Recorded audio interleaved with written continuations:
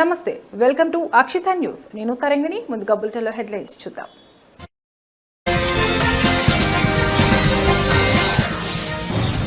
ఉగ్రదాడులతో భారత్లో అశాంతి సృష్టిస్తే మౌనంగా ఉండబోమని ప్రధాని. ఉగ్రవాదాన్ని పాకిస్తాన్ ఒక యుద్ధ వ్యూహంగా అనుసరిస్తోందని మోదీ వ్యాఖ్య.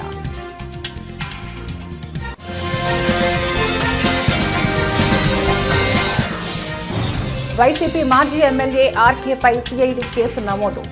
మంగళగిరిలోని టీడీపీ ప్రధాన కార్యాలయంపై దాడి కేసు.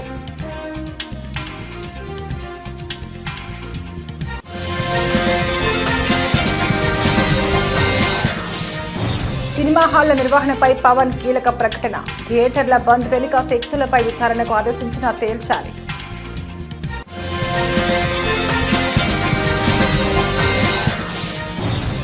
విజయనగరం పేలుళ్ల కుట్ర కేసు 5వ రోజు పోలీస్ కస్టడీలో సిరాజ్ సమీర్.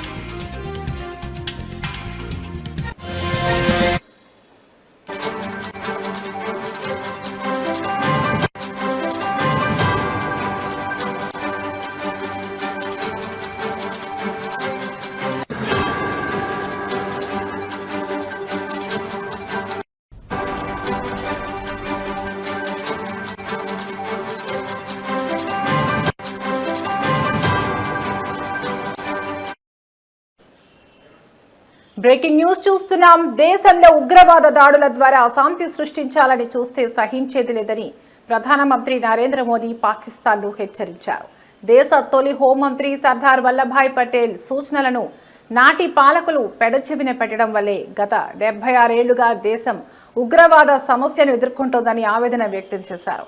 2 రోజుల గుజరాత్ పర్యటనలో భాగంగా మంగళవారం నాడు పలు అభివృద్ధి కార్యక్రమాలను ప్రారంభించిన అనంతరం నిర్వహించిన సభలో ప్రధాని ఈ వ్యాఖ్యలు చేశారు. ఈ సందర్భంగా ఆపరేషన్ సింధూర్ గురించి కూడా ప్రస్తావించారు.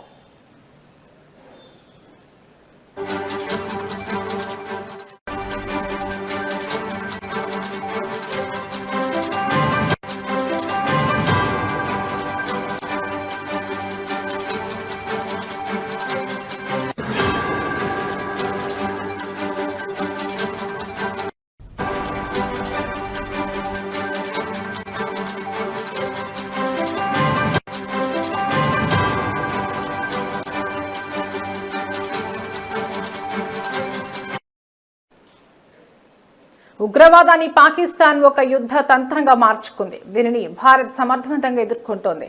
పాకిస్తాన్లో ఉగ్రవాదుల అంత్యక్రియలకు ఆ దేశ ప్రభుత్వ అధికారులు హాజరై ప్రభుత్వ లాంఛనాలతో నిర్వహించారు. వారి సైన్యం కూడా ఉగ్రవాదులకు సెల్యూట్ చేసింది. ఇది ఉగ్రవాదం కేవలం పరోక్ష యుద్ధం కాదని, పాకిస్తాన్ అనుసరిస్తున్న యుద్ధ వ్యూహమని స్పష్టం చేస్తోంది. దీనికి తగిన రీతిలోనే భారత్ స్పందిస్తుంది అని మోదీ అన్నారు.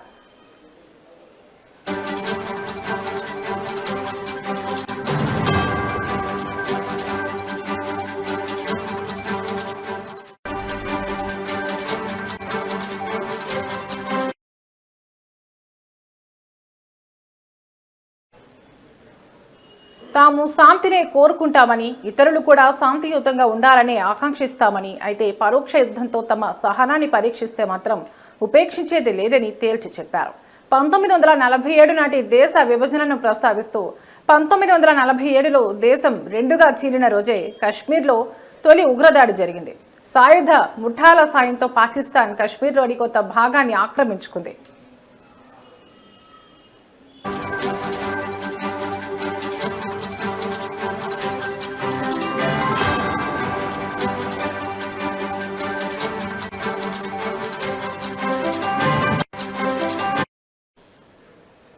ఆనాడు ఉగ్రవాదులను ఏరివేసి ఆక్రమిత కశ్మీర్ను తిరిగి స్వాధీనం చేసుకోవాలని సర్దార్ వల్లభాయ్ పటేల్ ఇచ్చిన సలహాను పాటించి ఉంటే దేశంలో ఈ ఉగ్రదాడుల పరంపర కొనసాగేది కాదు. కానీ అప్పటి ప్రభుత్వ పెద్దలు ఆ సూచనను పట్టించుకోలేదు అని ప్రధాని విమర్శించారు. అప్పటి నుంచి పర్యాటకులు, యాత్రికులు, సామాన్య పౌరులే లక్ష్యంగా దాడులు జరుగుతున్నాయని, ఇటీవల పహల్గామ్లో జరిగిన ఘటనే దీనికి నిదర్శనమని అన్నారు.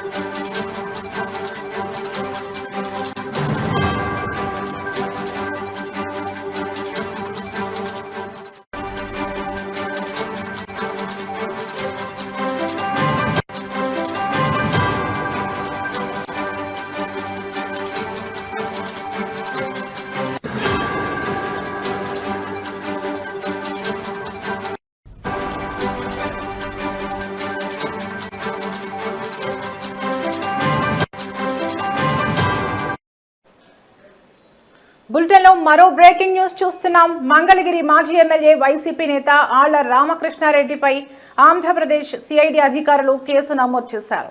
2021లో తెలుగుదేశం పార్టీ ప్రధాన కార్యాలయంపై జరిగిన దాడి ఘటనకు సంబంధించి ఈ కేసు నమోదైంది. ఈ దాడి కేసులో ఆయన్ను 127వ నిందితుడిగా సిఐడి పోలీసులు చేర్చారు.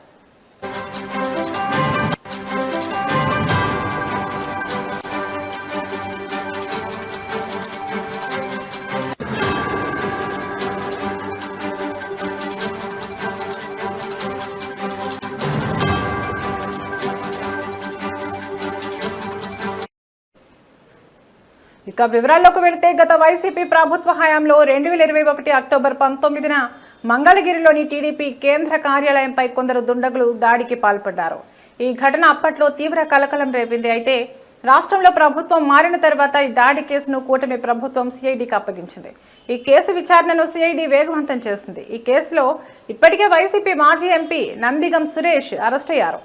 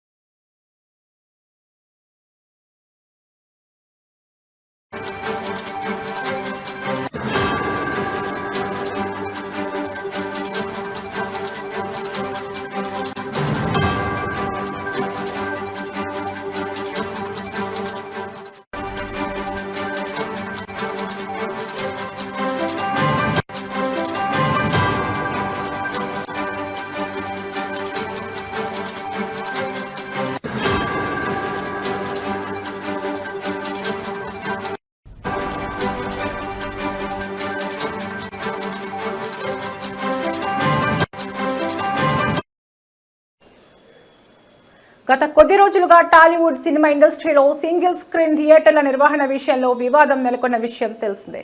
కాగా వారి వివాదంలో భాగంగా జూన్ 1 నుంచి థియేటర్లను క్లోజ్ చేయాలి ఎగ్జిబిటర్లలోని ఓ వర్గం నిర్ణయించింది. కాగా ఈ వ్యవహారంపై ఏపీ సినిమాటోగ్రఫీ మంత్రి కందుల దుర్గేష్ స్పందిస్తూ సీరియస్ అయ్యారు. దీంతో ఈ వ్యవహారం కాస్త పెను దుమారంగా మారడంతో నిర్మాత అల్లు అరవింద్, ఎఫ్డీసీ చైర్మన్ దిల్ రాజులు స్పందించారు.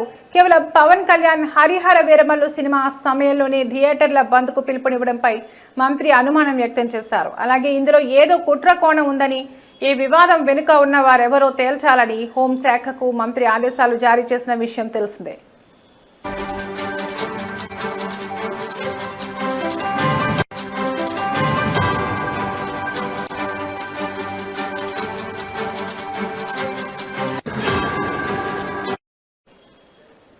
తాజాగా సినిమా హాళ్ల నిర్వహణపై డిప్యూటీ సీఎం పవన్ కళ్యాణ్ స్పందిస్తూ సంచలన ప్రకటన చేశారు.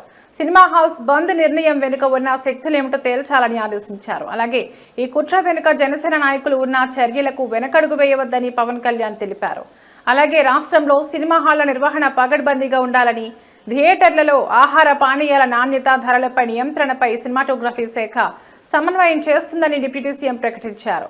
అలాగే ఇకపై రాష్ట్రంలో విడుదలయ్యే సినిమాల టికెట్ ధరలు పెంచుకోవాలంటే ఇకపై కేవలం ఫిలిం ఛాంబర్ ద్వారానే ప్రభుత్వాన్ని సంప్రదించాలని, ఇది తాను నటించిన హరిహర వీరమల్లు సినిమాకు కూడా వర్తిస్తుందని డిప్యూటీ సీఎం పవన్ కళ్యాణ్ ఆదేశించారు.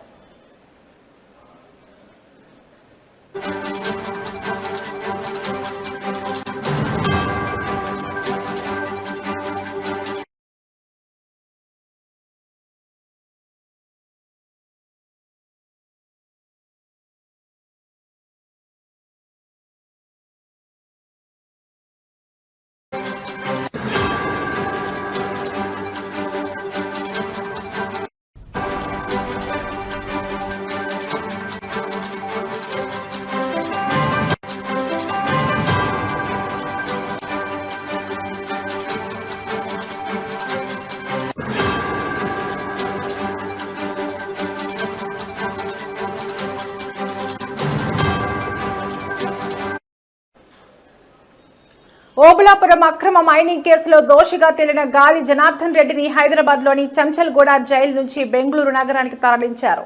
బెంగళూరులో ఆయనపై పలు కేసుల విచారణలో ఉన్న నేపథ్యంలో అక్కడి పోలీసులు పీటీ వారెంట్ ఆధారంగా ఆయన్ను అదుపులోకి తీసుకుని బెంగళూరుకు తీసుకువెళ్లారు.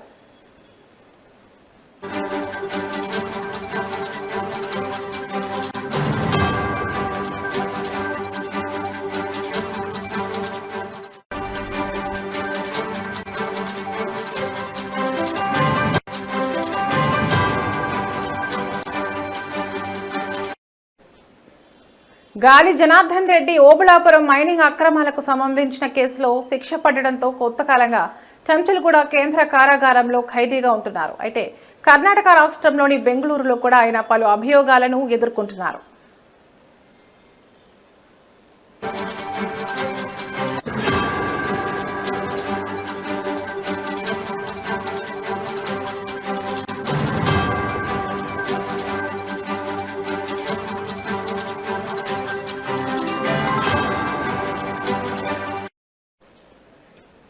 ఈ క్రమంలోనే అక్కడి కోర్టు జారీ చేసిన పీటీ వారెంట్తో బెంగళూరు పోలీసులు చెంచల్గూడ జైలు అధికారులను సంప్రదించారు. అవసరమైన ప్రక్రియలు పూర్తి చేసిన అనంతరం గాలి జనార్దన్ రెడ్డిని తమ వెంట బెంగళూరుకు తీసుకెళ్లారు.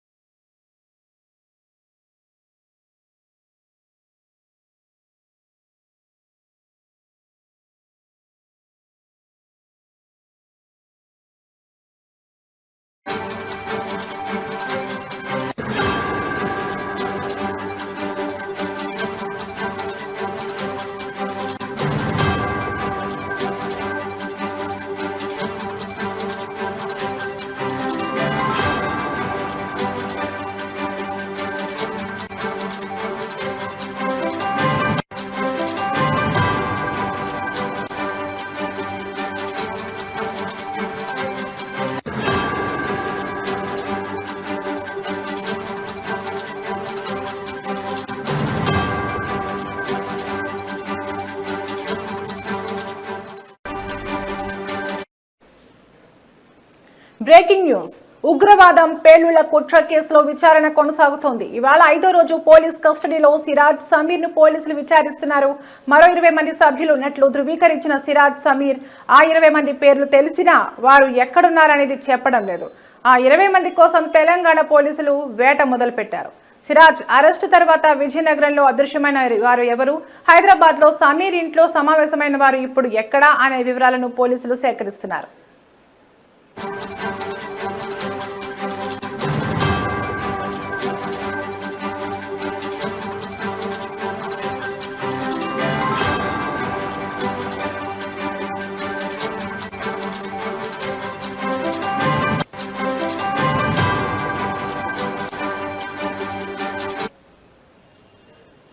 బాంబు పేలుళ్లకు కుట్ర పన్నిన సూత్రధారి సిరాజేనని దేశవ్యాప్తంగా 7 రాష్ట్రాల్లో బాంబు పేలుళ్లకు వ్యూహరచన చేశాడని నేషనల్ ఇన్వెస్టిగేషన్ ఏజెన్సీ ఎన్ఐఏ విచారణలో తేలినట్టు సమాచారం. ఉగ్రవాద భావజాలం పేలుడు పదార్థాలు కలిగిన హైదరాబాద్కు చెందిన సమీర్, విజయనగరం జిల్లా ఆబాద్వీదికి చెందిన సిరాజ్ ఉర్ రెహమాన్ ను ఈ నెల 16న కౌంటర్ ఇంటెలిజెన్స్ అధికారులు అరెస్ట్ చేసిన విషయం తెలిసిందే. కోర్టు ఆదేశాల మేరకు వీరిద్దరిని వారం రోజులు పోలీసులు కస్టడీకి తీసుకున్నారు. విజయనగరం పోలీస్ ట్రైనింగ్ కళాశాలలో ఎన్ఐఏ స్థానిక పోలీస్ అధికారులు విచారణ జరుపుతున్నారు.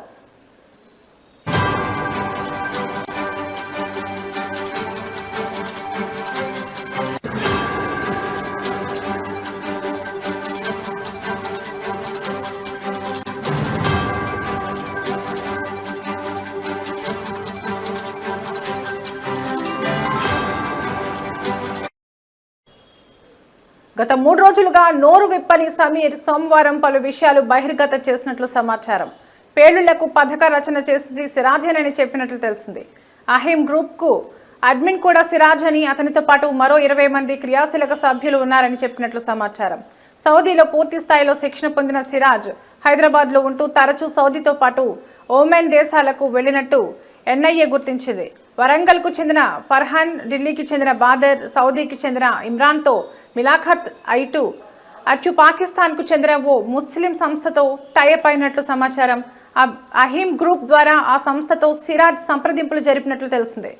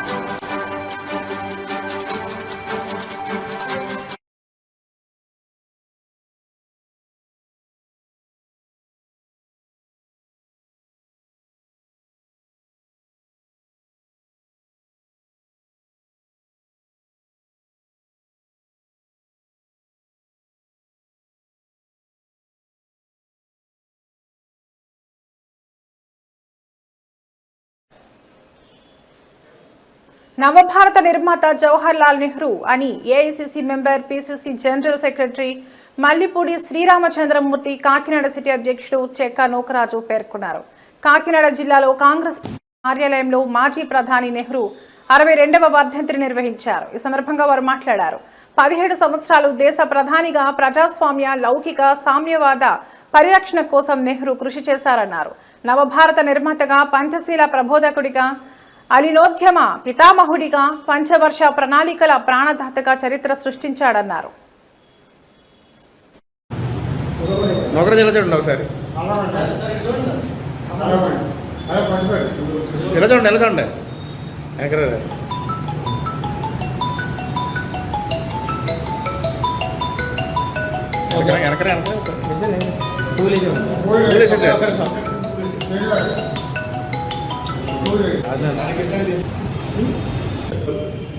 రోజు వర్తించడం జరుపుకుంటున్నాం.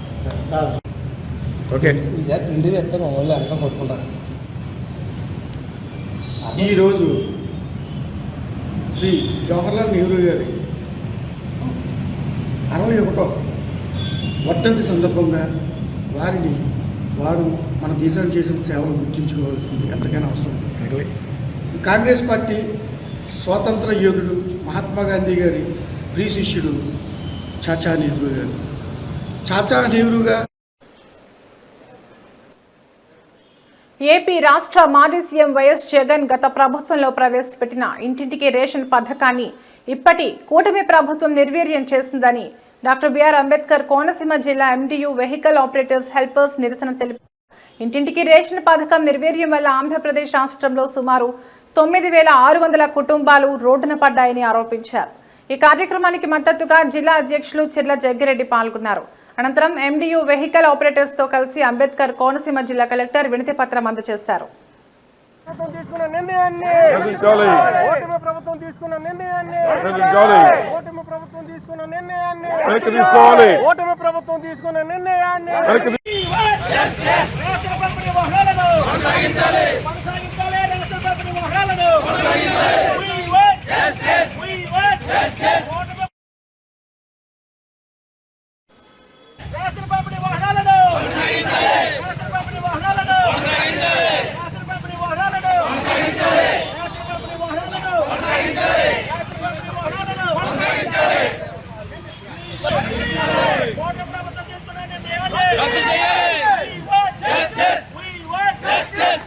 చేసేవాడు కూడా ఆఖరి కోరిక అడుగుతారు సార్.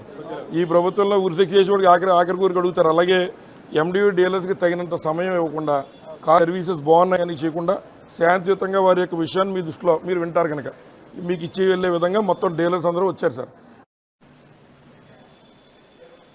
నాగర్ కర్నూలు జిల్లా కేంద్రంలో ఓ ప్రైవేట్ హాల్లో భారత్ ముక్తి మోర్చా అంబేద్కర్ జాతర కమిటీ ఆధ్వర్యంలో మాతా రమాబాయి 90వ వర్ధంతిని నిర్వహించారు. ఈ కార్యక్రమంలో ముఖ్య అతిథిగా ఎంపీ పార్లమెంట్ ఇన్ఛార్జ్ గడ్డం విజయ్ హాజరయ్యారు. ఈ సందర్భంగా అణగారిన వర్గాల కోసం డాక్టర్ బిఆర్ అంబేద్కర్ చేసిన పోరాటంలో ఆయనకు అండగా నిలిచి తన జీవితాన్ని వెచ్చించి సమాజ సేవలో తనను తాను నిమగ్నం కావడంలో రమాబాయి తన భర్త సామాజిక సంస్కరణల లక్ష్యాలను నెరవేర్చడానికి అంకిత భావంతో మద్దతు ఇచ్చారని కొనియాడారు. తన జీవితం త్యాగం చేస్తూ తన భర్తకు సహాయం చేయడానికి, తనను తాను త్యాగం చేయడానికి సిద్ధపడ్డారన్నారు. ఏజ్లోనే ఆయనకు వివాహం కావడం జరిగింది. నాటి నుండి ఆమె చనిపోయేంత వరకు, రమాబాయి గారు చనిపోయేంత వరకు అంబేద్కర్ గారికి సహచరిగా ఉండుకుంటూ ఆమె చేసినటువంటి త్యాగము, ఆ రోజు అంబేద్కర్ గారికి ఎక్కడ పై చదువులకు పోయినా, ఏటికి పోయినా, ఎక్కడ పోయినా ఆమె నిరంతరం ఆయన యొక్క ఆశయ సాధన కోసం ఉన్నటువంటి గొప్ప త్యాగమూర్తి ఆమె రమాబాయి గారు. ఆమెకు యొక్క పుట్టినటువంటి రమాబాయి అంబేద్కర్లకు పుట్టినటువంటి బిడ్డలకు కూడా కనీసం తినడానికి తిండి లేక, పౌష్టిక ఆహారం లేక, రోగం వస్తే చూపించుకోవడానికి డబ్బులు లేక తన యొక్క కుటుంబాన్ని అంబేద్కర్ గారి యొక్క చదువుల కోసం ఖర్చు పెట్టి ఆయన మొత్తం తన కుటుంబాన్ని మొత్తం త్యాగం చేసుకొని తన పిల్లల్ని మొత్తం కూడా వైద్యం లేకుండా చంపుకున్నటువంటి పరిస్థితి. అంటే తన బిడ్డలను త్యాగం చేస్తే ఈరోజు మనం ఎస్సీ, ఎస్టీ, బీసీ మైనార్టీలు అంబేద్కర్ గారు యొక్క పెద్ద చదువు చదివి ఈ దేశానికి రాజ్యాంగాన్ని రచించి ఈ దేశానికి హక్కు. ఇవి ఇప్పటివరకున్న బులెటిన్ అప్డేట్స్. మరో బులెటిన్లో మళ్ళీ కలుద్దాం. నమస్తే.